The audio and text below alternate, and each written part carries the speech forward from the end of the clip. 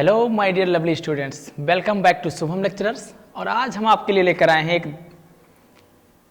सबसे important topic जो कि हमारी एग्जाम की दृष्टि से काफ़ी महत्वपूर्ण है, क्वथनांक का उन्नयन। आइए शुरू करने से पहले हम आपको बताते हैं क्वथनांक क्या होता है और क्वथनांक में उन्नयन कैसे होता है। ठीक है, तो सबसे पहले हमें यह जानना महत्वपूर्ण है कि उन्नयन क्या होता है। उन्नयन का मतलब होता है वृद्धि। वृद्धि क्या होती है? यदि क्वथनांक बढ़ता है तो उसे हम कहेंगे क्वथनांक का उन्नयन।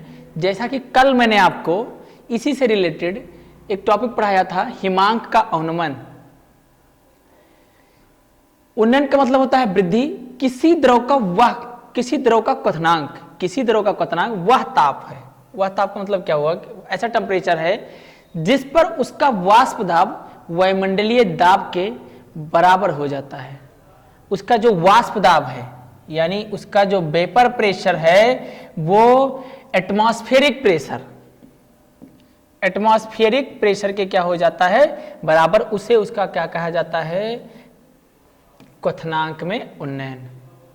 अगर मैं बात करूं, सबसे पहले अगर मैं बात करूं तो एनटीपी का मतलब होता है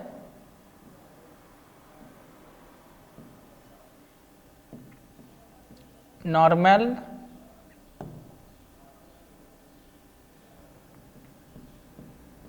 टेम्परेचर प्रेशर। इसका मतलब होता है नॉर्मल टेम्परेचर प्रेशर, यानी एनटीपी पर जल का क्वथनांक 100 डिग्री सेल्सियस है। इसका कहने का मतलब क्या है कि अगर आप नॉर्मल टेम्परेचर लें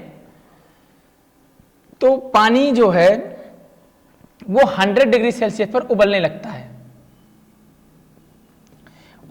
इसका तात्पर्य क्या है कि जो पानी है उसका क्वथनांक 100 डिग्री सेल्सियस है। कितना डिग्री सेल्सियस? 100 degree Celsius. तो अब आप समझ गए होंगे कि क्वथनांक क्या है। मतलब कोई एक ऐसा तापमान या फिर ऐसा ताप जो कोई पदार्थ सह सकता है, उसके बाद वो अपनी अवस्था में परिवर्तन कर देगा। क्वथनांक की सबसे एग्जैक्ट डेफिनेशन अगर मैं आपको लिखकर दिखाऊं या बताऊं तो वो यही रहेगी कि ऐसा ताप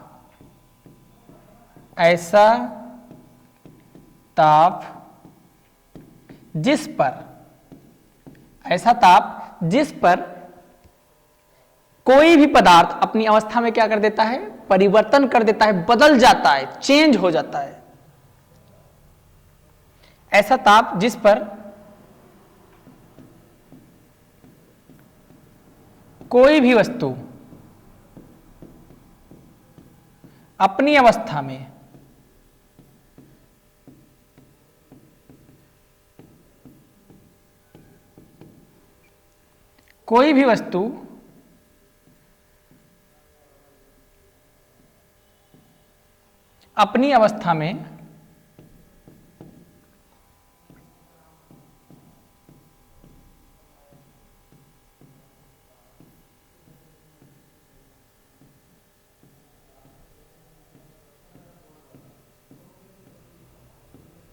परिवर्तन कर देती है। ऐसा ताप जिस पर कोई भी वस्तु अपनी अवस्था में परिवर्तन कर देती है, वो ताप क्या कहलाता है? क्वथनांक। क्या कहलाता है? क्वथनांक। जैसे अभी आप लोगों की बात करें, अगर कोई भी व्यक्ति आपसे अभद्र व्यवहार कर दे, कभी आपको गुस्सा आ गए, तो आपकी भी अवस्था में तुरंत परिवर्तन हो जाता है। आपके चेहरे पे जो मुस्कान है वो गायब और आप हो गए एकदम आग बबूला। तो इसका कहने का मतलब है आपकी भी अवस्था क्या हुई? बदल गई। तापमान बढ़ा और आपकी अवस्था में परिवर्तन हो गया। तो वैसे ही कोई पदार्थ है, बहुत सारे ऐसे पदार्थ हैं, संसार का सारे जितने भी पदार्थ हैं वो सब एक निश्चित तापमान तक अपनी अवस्था को परिवर्तित कर देते हैं, जिसे उसका कहा जाता है क्वथनांक। जैसे मैं एग्जांपल आपको दूं, जहां पर लिखा हुआ है ऑलरेडी, देखिए ये एनटीपी का मतलब होता है नॉर्मल टेम्परेचर प्रेशर। और नॉर्मल टेम्परेचर प्रेशर पर जो जल है उसका क्वथनांक होता है 100 डिग्री सेल्सियस। अगर आप बात करें साधारण ताप, जल के लिए वह साधारण ताप जिस पर पानी उबलने लगता है। अब अगर उबलने लगेगा तो मैंने एक चीज आपको समझाई, अवस्था में परिवर्तन का क्या मतलब है? जब पानी उबलेगा तो द्रव अवस्था से किस अवस्था में परिवर्तित होगा? वाष्प किस अवस्था में बदलेगा? वाष्प। तो देखो यहां पर जो बात मैंने आपको पहले समझाई थी या जो बताई थी वो यही थी कि कोई भी वस्तु तापमान देने पर अपनी अवस्था में परिवर्तन कर देती है, उसे उसका क्या कहा जाता है? क्वथनांक। अब आती है बात उन्नयन की। उन्नयन का मतलब होता है वृद्धि। उन्नयन का मतलब क्या होता है? वृद्धि।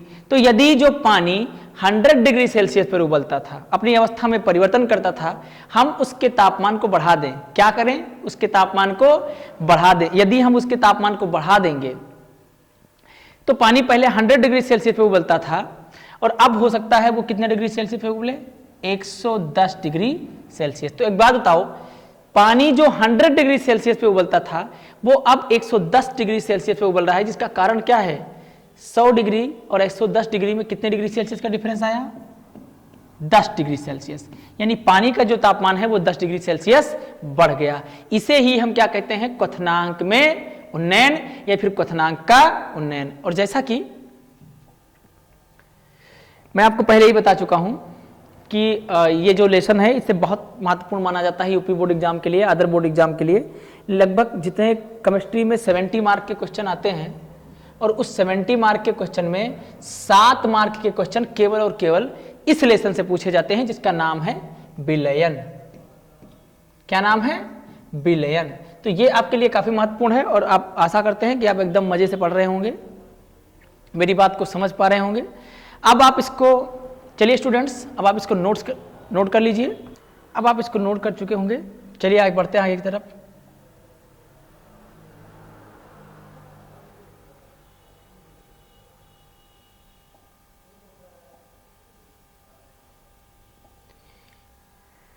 अब जो परिभाषा है, जो डेफिनेशन है वो क्या कहती है? डेफिनेशन क्या कहती है? क्वथनांक में उन्नयन की जो डेफिनेशन है वो क्या कहती है? ये जानना है, ये सुनना है।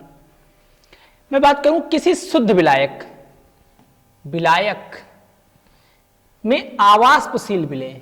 आवाष्पशील विलेय का मतलब क्या हो गया? कि वो विलेय वाष्प में परिवर्तित ना हो या वाष्प में परिवर्तित ना हो सकता हो। को घोलने पर विलयन का वाष्प दाब कम हो जाता है। विलयन का वाष्प दाब कम हो जाता है, जिसके कारण विलयन का क्वथनांक बढ़ जाता है। अब अगर वाष्प दाब कम होगा तो जाहिर सी बात है भैया, क्वथनांक तो बढ़ेगा ही ना, क्योंकि किसी भी विलयन में दो ही चीजें होती हैं, एक क्वथनांक और दूसरा हिमांक। तो अगर क्वथनांक बढ़ेगा तो हिमांक घटेगा और अगर हिमांक घटेगा तो क्वथनांक बढ़ जाता है। अब किसी विलायक के क्वथनांक में उत्पन्न इस वृद्धि को मैंने बताया था, उन्नयन का मतलब होता है वृद्धि। तो किसी विलायक के क्वथनांक में उत्पन्न इस वृद्धि को उस विलयन के क्वथनांक में उन्नयन कहा जाता है। मैं एक एग्जांपल देता हूं। बहुत सारी चीजें आप जानते होंगे, बहुत सारा एग्जांपल आप पढ़े होंगे, लेकिन हम भी आपको कुछ प्यारे एग्जांपल जो हमारे दिमाग में हैं वो आपके लिए देते हैं। चलिए ठीक है। शुद्ध विलायक के रूप में हमने आपको सर्वथा से जो हम इस्तेमाल करते आए हैं, पानी, जिसपे सभी जीवित रहते हैं। पानी हमारा हो गया विलायक, और एक आवाष्पशील विलेय के रूप में हमने इसमें क्या मिला दिया?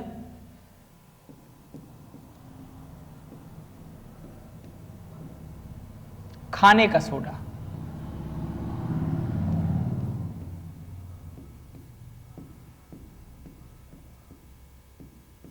क्या मिला दिया हमने? खाने का सोडा। अब एक बात बताओ, अगर आप बात करें पानी कितने डिग्री सेल्सियस पर उबलता है?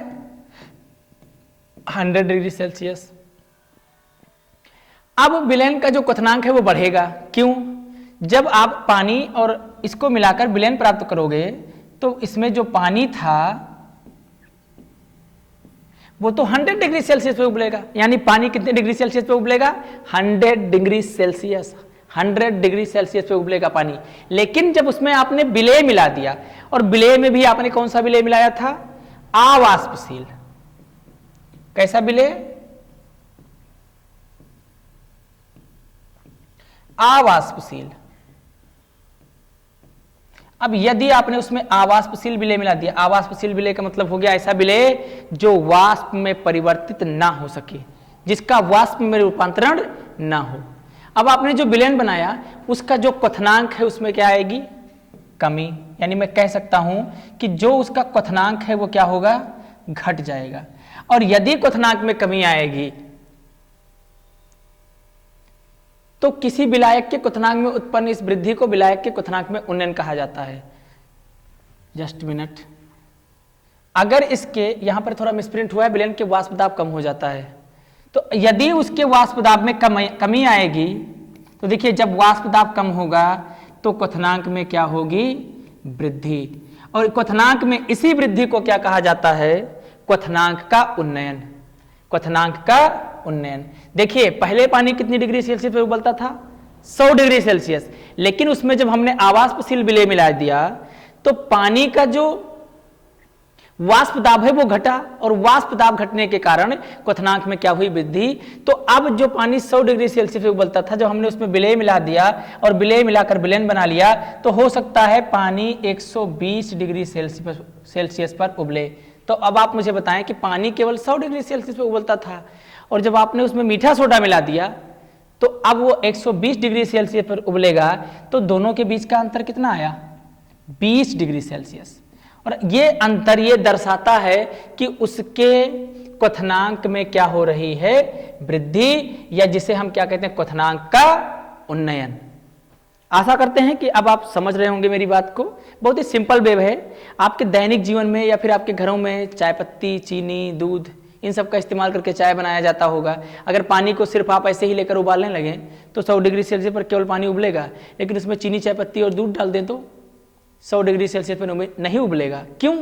क्योंकि उसके वाष्प दाब में कमी आएगी, और अगर वाष्प दाब में कमी आएगी तो क्वथनांक में क्या होगी, वृद्धि। अब वही दूध, चीनी, चाय पत्ती युक्त पानी हो सकता है 120 डिग्री सेल्सियस पर उबले, या हो सकता है 130 डिग्री सेल्सियस पर उबले। नोट करते रहिए इसे। चलिए अब इसे हम इरेज करते हैं, लिख चुके होंगे आप लोग। अब हम इसका डेरिवेशन देखते हैं, जो मैथमेटिकल फार्मूला है या जो डेरिवेशन है वो देखते हैं कि कैसे करेंगे डेरिवेशन और कैसे जानेंगे। देखिए जो क्वथनांक में उन्नयन है उसको रिप्रेजेंट किया जाता है टी बी। ये किसके समानुपाती होता है, एम के। एम देखिए एम क्या है, मोलरता। मैं लिख दे रहा हूं एक एक चीजें ताकि आपको समझने में आसानी हो। मोलरता, एम से मोलरता, ये हमारा है क्वथनांक में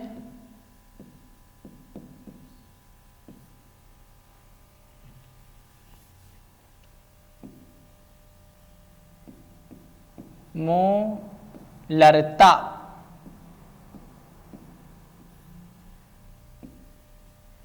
ये हमारा है क्वथनांक में उन्नयन।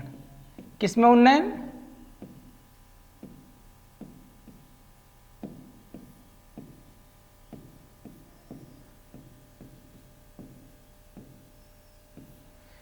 क्वथनांक में उन्नयन। कैसे लिख सकता हूं मैं, किसके समानुपाती है, मोलरता के।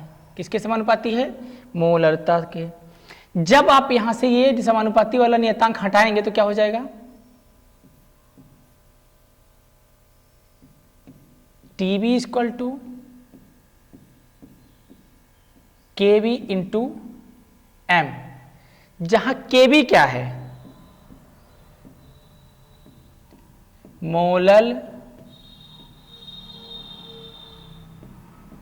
उन्नयन स्थिरांक। केबी क्या है, मोलल उन्नयन स्थिरांक। इसका जो फॉर्मूला होता है वो है delta TB equal to KB into डब्लू। Delta TB equal to KB into W upon capital W into small m into 1000। मैं आपको समझाता हूं एक एक चीजें कि इसमें कौन सी चीजें क्या हैं। देखिए सबसे पहले आपका जो डेल्टा टीबी है वो है मोलर उन्नयन स्थिरांक, केबी है बॉइलिंग कांस्टेंट यानी क्वथनांक में उन्नयन। जो कैपिटल डब्ल्यू है वो है विलेय का अणुभार, और ये जो डब्ल्यू अपान एम है, डब्ल्यू क्या है, विलेय की दी हुई मात्रा, और ये इसकी है मोलरता, जो कि हमेशा किस में ली जाती है, लीटर में। इसको एक और तरीके से लिखा जा सकता है, दूसरा तरीका, ये जो रिलेशन है कहीं ना कहीं एग्जाम के लिए महत्वपूर्ण होगा, क्योंकि ये रिलेशन कई बार एग्जाम में पूछा जा सकता है या पूछा गया है कि आप मोलरता और मोलर उन्नयन स्थिरांक में संबंध बनाइए, या मोलर उन्नयन स्थिरांक और क्वथनांक में उन्नयन के बीच में संबंध बताइए। दूसरा मैं इसको कैसे लिख सकता हूं, 1000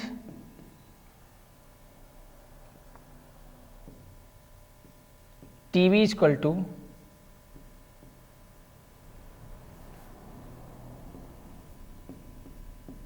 TV equal to 1000 into K B into W upon capital W into small M. ये दूसरा फॉर्मूला है तो दोनों चीजें सेम, रिलेशन सिर्फ आपको बताना था, ये दोनों चीजें सेम हैं, लेकिन ये रिलेशन जो है वो अलग अलग तरीके का है, जो कि हमारे एग्जाम की दृष्टि के लिए काफी महत्वपूर्ण है। एक बार पुनः मैं इसको रिवाइज कर देता हूं आपके लिए। ये क्या है, क्वथनांक में उन्नयन, ये इसकी है मोलरता, डेल्टा टीबी इक्वल टू के बी इंटू एम हो जाएगा जब आप समानुपाती का नियतांक हटाएंगे, और के बी इसलिए लग जाएगा, इसको बोलते हैं बॉइलिंग कांस्टेंट यानी मोलर उन्नयन स्थिरांक। इसके दोनों फॉर्मूले हैं, डेल्टा टीबी इक्वल टू के बी इंटू एम अपान डब्ल्यू इंटू एम इंटू 1000 मैंने इसलिए लिखा क्योंकि मोलरता हमेशा लीटर में ली जाती है और 1 लीटर बराबर होता है 1000 ml। दूसरा रिलेशन क्या है कि delta TB equal to 1000 into K B into W upon W into M. अब आप इसको नोट कर लीजिए, फिर आगे की तरफ बढ़ेंगे। अगला जो हमारा है मोलर उन्नयन स्थिरांक, जिसको हम कहते हैं केबी, विलायक के 1 किलोग्राम, विलायक के 1 किलोग्राम, 1 किलोग्राम का मतलब हो गया 1000 ग्राम, 1 किलोग्राम का मतलब हो गया 1000 ग्राम में विलेय पदार्थ के 1 मोल, विलेय पदार्थ का 1 मोल। अच्छा, आप लोगों को पता है 1 मोल बराबर कितना होता है? 1 मोल बराबर अवोगाद्रो संख्या Na इक्वल टू होता है 6.022 into 10 the power 23, 6.022 into 10 the power 23। 1 मोल को घोलने पर क्वथनांक में होने वाली वृद्धि, क्वथनांक में होने वाली वृद्धि को क्वथनांक उन्नयन स्थिरांक, यहां पर थोड़ा सा मिसप्रिंट हुआ है, क्वथनांक उन्नयन स्थिरांक कहलाती है। मोलर उन्नयन स्थिरांक का मान प्रत्येक विलायक के लिए स्थिर रहता है, चाहे जैसा भी विलायक हो। और विलायक के रूप में आप ये जानिए कि प्रोटिक विलायक होंगे। प्रोटिक का विलायक का क्या मतलब होता है, एक्स्ट्रा फैक्ट आपको बता रहा हूं। प्रोटिक विलायक, ये प्रोटिक विलायक क्या होता है? प्रोटिक विलायक का मतलब हो गया कि ऐसे विलायक जिन्हें पानी में घोलने पर प्रोटॉन दें। क्या दें? प्रोटॉन। एक एग्जांपल मैं आपको देता हूं, H2O, जब ये आयनित होगा तो आपको देगा H प्लस में OH माइनस। अब H प्लस क्या है? प्रोटॉन है। तो प्रोटिक विलायक का मतलब हो गया जो प्रोटॉन दें। क्या दें? प्रोटॉन दें। इसने क्या रखा है कि मोलर उन्नयन स्थिरांक का मान प्रत्येक विलायक के लिए स्थिर रहता है, चाहे विलेय पदार्थ कोई भी हो, चाहे विलेय पदार्थ कोई भी हो। यानी चाहे पानी में हम दूध मिला दें, दही मिला दें, नमक मिला दें, बालू मिला दें, कुछ भी मिला दें, इससे उसे मतलब नहीं है, विलेय की प्रकृति से मतलब नहीं है, मतलब है सिर्फ और सिर्फ विलायक से। और विलायक क्या होना चाहिए? प्रोटिक सॉल्वेंट, यानी जो आयनन होने पर H प्लस आयन दें, यानी प्रोटॉन दें। विलेय पदार्थ कोई भी हो, क्योंकि जब विलायक में 1 मोल घोलते हैं, 1 मोल बराबर मैंने वहां लिख दिया है, जब विलायक में 1 मोल घोलते हैं तो उससे प्राप्त अणुओं की संख्या सदैव स्थिर रहती है, उससे प्राप्त अणुओं की संख्या सदैव स्थिर रहती है। इसका मतलब क्या हुआ कि जब आप 1 ही मोल घोलोगे, जब आप किसी पदार्थ में 1 ही मोल घोलोगे तो जो विलयन होगा उसमें विलेय की जो संख्या है वो कांस्टेंट रहेगी, यानी स्थिर रहेगी। इसके कहने का तात्पर्य यही है। इसको हम क्या कहते हैं? मोलर उन्नयन स्थिरांक। क्या कहते हैं? मोलर उन्नयन स्थिरांक। किससे रिप्रेजेंट करते हैं इसको? केबी से। किससे रिप्रेजेंट करते हैं?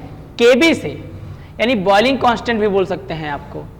आप लोग इसको क्या बोल सकते हैं, बॉइलिंग कांस्टेंट, या फिर केबी से भी इसको शॉर्ट फॉर्म में लिखा जाता है। तो दो महत्वपूर्ण चीजें मैंने बताई। कितनी महत्वपूर्ण चीजें? दो महत्वपूर्ण चीजें कि आपको ध्यान रखना है कि विलायक कैसा है, प्रोटिक सॉल्वेंट होना चाहिए, और विलेय की प्रकृति से कोई मतलब नहीं है। अगर आप उसका 1 मोल घोलते हैं तो आपको 1 ही मोल मिलेगा, 2 मोल नहीं मिल सकता।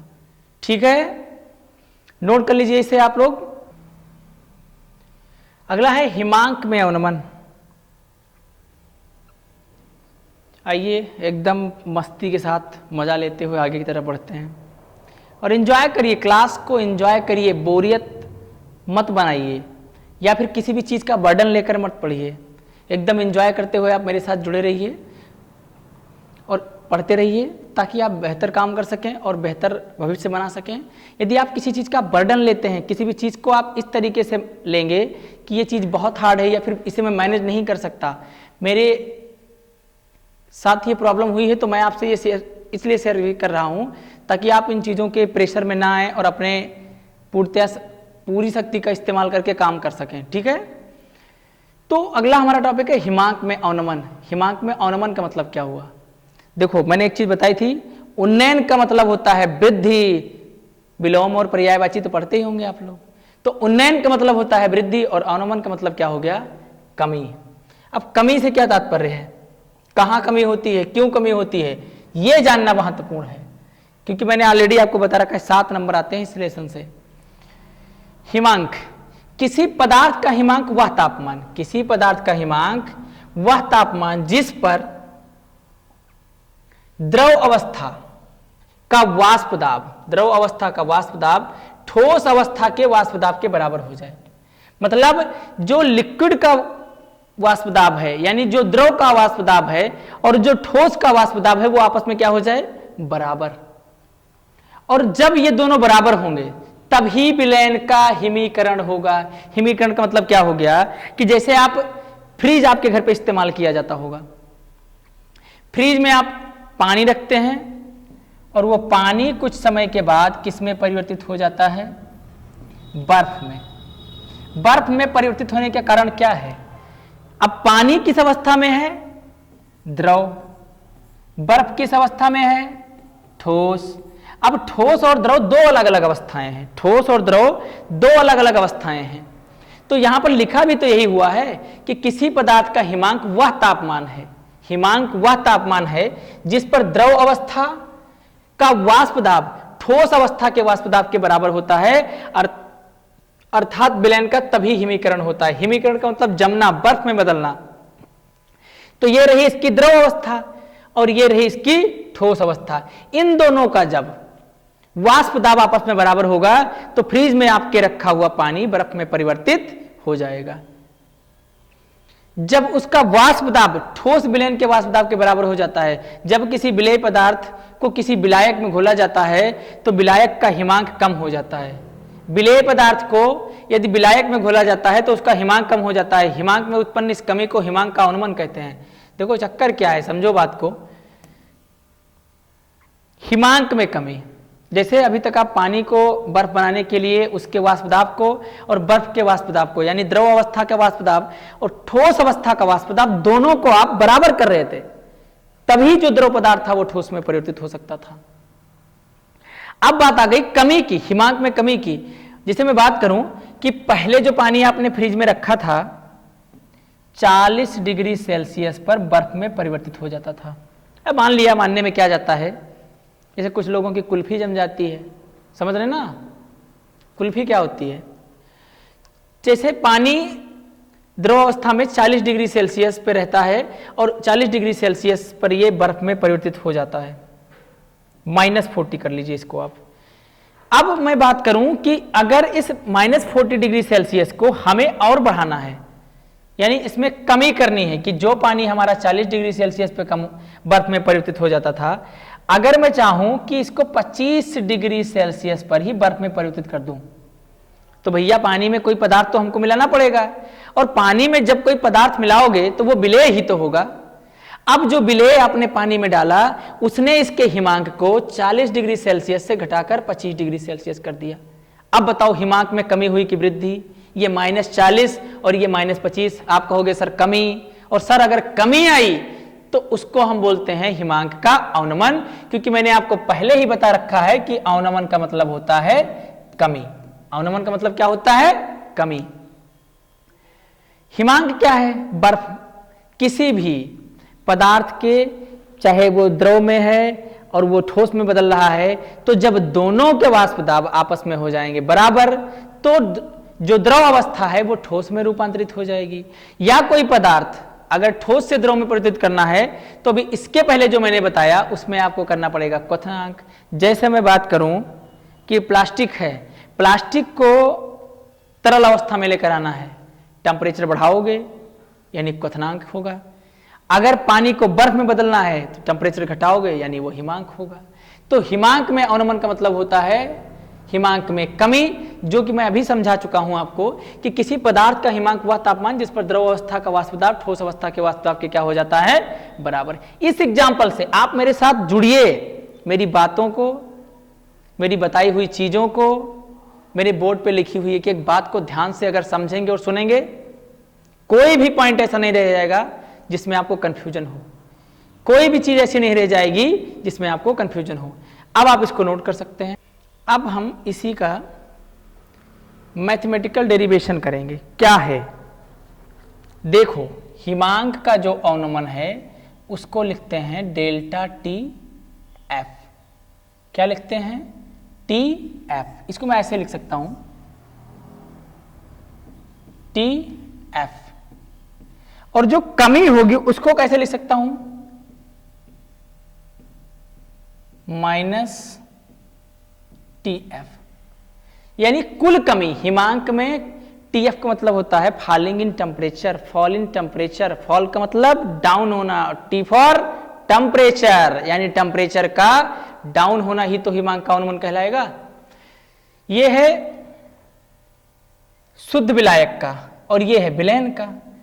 तो भैया विलयन से जब विलायक का माइनस करोगे तभी तो आपको पता चलेगा कि कितना अवनमन हुआ।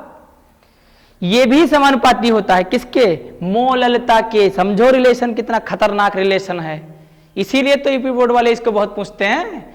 मोलरता और मोललता तो चीजें अपने आप में वैसे ही महान थी, लेकिन क्वथनांक में उन्नयन को उन्होंने मोलरता के साथ जोड़ दिया कि मोलरता से इसका रिलेशन पूछेंगे। हिमांक में अवनमन को मोललता के साथ जोड़ दिया कि मोललता से इसका रिलेशन पूछेंगे। और कई बार, जहां तक मेरी जानकारी है, कई बार एग्जाम में इससे क्वेश्चन आ चुके हैं। देखिए, अब हिमांक में जो अवनमन है, यानी जो टी एफ है वो किसके समानुपाती होता है? मोललता। मोललता को प्रेजेंट करते हैं स्मॉल एम से और मोलरता को प्रेजेंट करते हैं कैपिटल एम से। अब यहां से अगर हम ये समानुपाती वाला निशान हटाएं तो क्या लग जाएगा भैया? यहां पर टी एफ, यहां पर लग जाएगा एक कांस्टेंट जिसको हम बोलते हैं के एफ इंटू एम। अब आप कहोगे ये के एफ क्या है? मैं लिख ही दूं यार, ये हमारा है मोलरता, मोललता, ठीक है। यहां पर हमारा के एफ। के एफ क्या है? मोलल हिमांक अवनमन स्थिरांक। हिमांक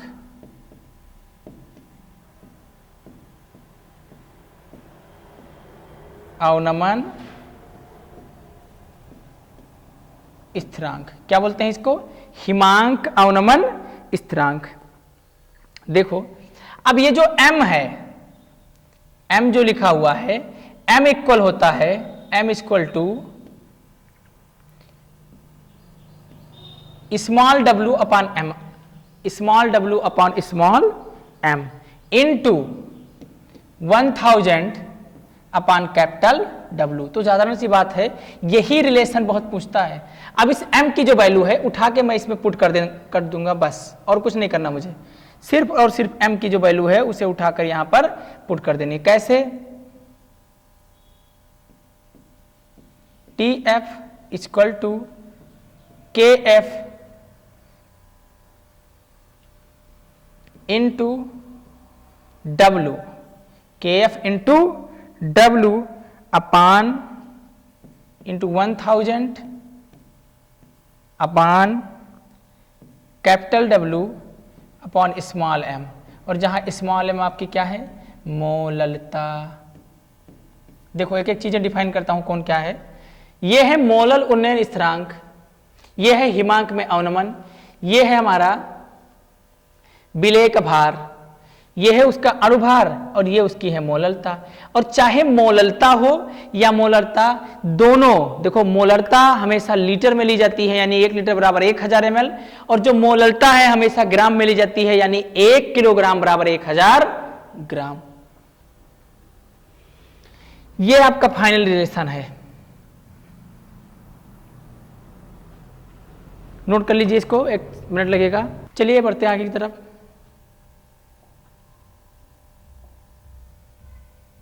हाँ, मोलल उन्नयन स्थिरांक Kf, याद है वहां क्या था, Kb, वहां क्या था Kb, यानी उसको हम बोलते हैं Kb। अब Kb क्या होता है भैया, देखो जरा ध्यान से सुनो। विलेय के 1 मोल, विलेय के 1 मोल विलायक में, 1 मोल विलायक के 1000 ग्राम में घोलने पर हिमांक में जो अवनमन होता है उसे मोलल अवनमन स्थिरांक कहते हैं।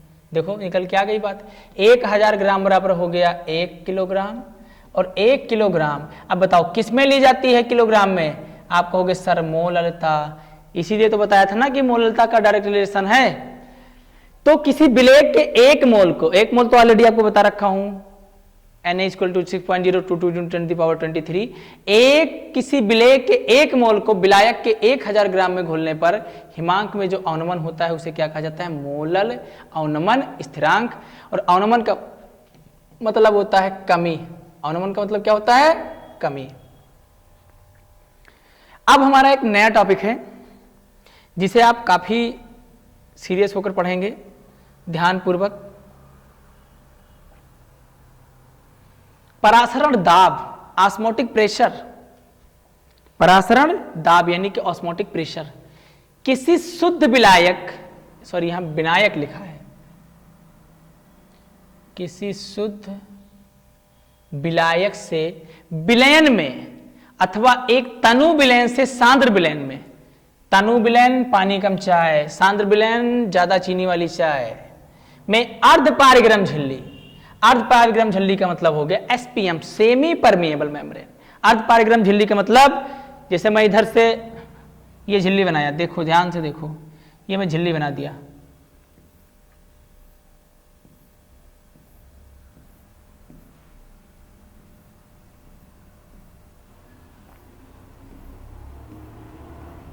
ठीक, ये एसपीएम मान लिया मैंने, जिससे सेलेक्टिव चीजें पास हो सके। जैसे रात में सोते समय क्या लगाते हैं, आप बोलोगे मच्छरदानी, क्यों लगाते हैं, क्योंकि मच्छर इसके अंदर नहीं जा सकते, हवा तो जा सकती है भैया, सेलेक्टिव चीजें जिससे पास हो सकती हैं, या सेलेक्टिव चीजें ही, केवल हवा ही जा सकती है, मच्छर उससे पास नहीं हो सकते, क्योंकि मच्छर के लिए ये बनाई गई है।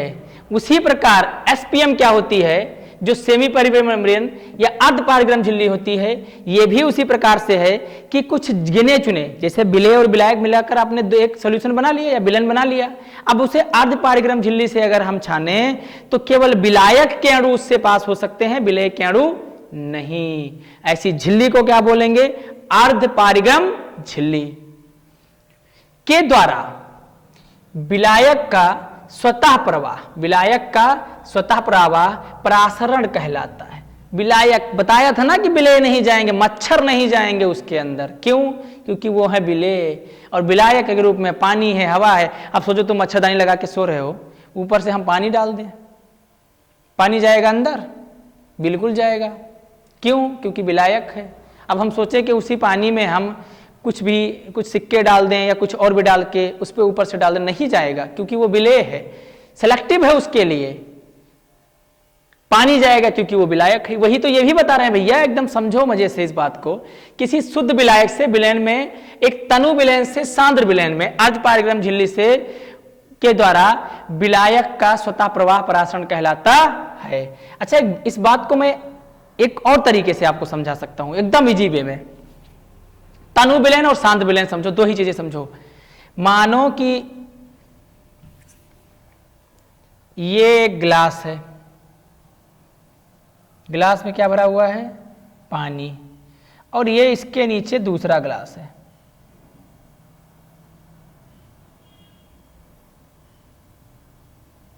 ठीक है, इस पे मैंने कोई बैरियर लगा रखा है। ठीक, इसमें है, मैंने ये लगा रखी है अर्धपारिक्रम झिल्ली। क्या लगा रखी है? अर्धपारिक्रम झिल्ली, जिसको सेमी परमेबल मेम्ब्रेन बोलते हैं आप लोग। ठीक है, इसमें हमने पानी भर रखा है।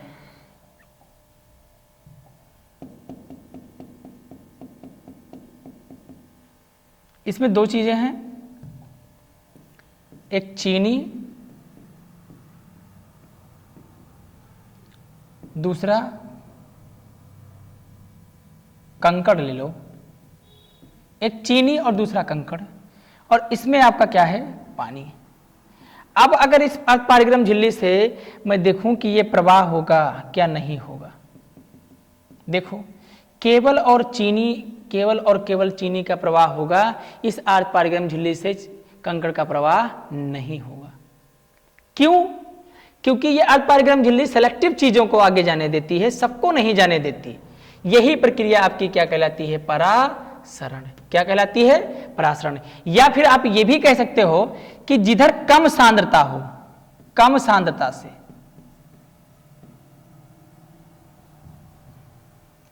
अधिक सांद्रता से कम सांद्रता की तरफ जाना, मतलब higher concentration to lower concentration. ये आपका क्या कहलाता है? परासरण। किसी विलयन द्वारा परासरण दाब उस वाह्य दाब के बराबर माना जाता है जिसे विलयन पर आरोपित करने पर परासरण की क्रिया रुक जाती है। कोई प्रेशर लगा दें जिससे ये चीनी पानी में ना जाए, ये चीनी पानी में ना जाए, उसको क्या बोलेंगे? परासरण दाब। परासरण की क्रिया को रोकने के लिए जो दाब लगाया जाए, परासरण की प्रक्रिया को रोकने के लिए जो दाब लगाया जाए, उसे कौन सा दाब कहेंगे? परासरण दाब। समझ गए मेरी बात? बिल्कुल समझो, लिखो, नोट करो इसको। चलिए बढ़ते हैं आगे की तरफ।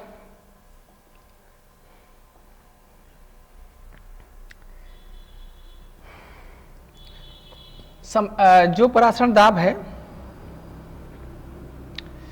उसको पाई से रिप्रेजेंट करते हैं। ये किसके समानुपाती होता है? आरटी के। जहां आर क्या होता है? देखो, टी है टेम्परेचर, आर क्या है? रीडर वर्ग नियतांक। टी क्या है? टेम्परेचर, और आर क्या है? रीडर वर्ग नियतांक। अगर इसको हटाएं तो क्या लग जाएगा? यहां पर एक कांस्टेंट लगेगा सी आर टी, और हम ऑलरेडी जानते हैं सी इक्वल टू होता है N upon B. C equal to क्या होता है? N upon B. अब अगर सी की वैल्यू यहां पर पुट कर दूं मैं तो क्या होगा?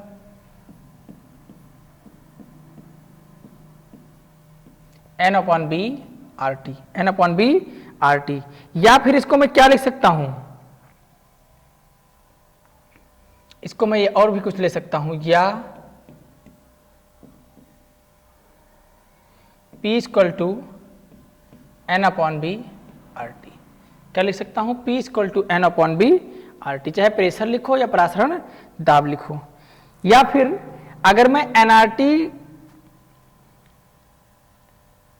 बी को इधर लेके आऊं तो ये क्या हो जाएगा? अगर मैं बी को इधर ट्रांसफर करूं तो ये क्या हो जाएगा? P B equal to N R T. ये मेन फार्मूला आपका यही है, परासरण दाब वाला मेन फार्मूला आपका यही है। जहां पर मैं कुछ चीजें लिख देता हूं,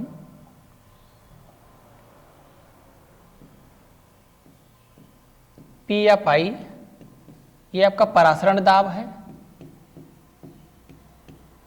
क्या है? परासरण दाब। बी है वॉल्यूम आयतन, टी है ताप, एन है मोलों की संख्या,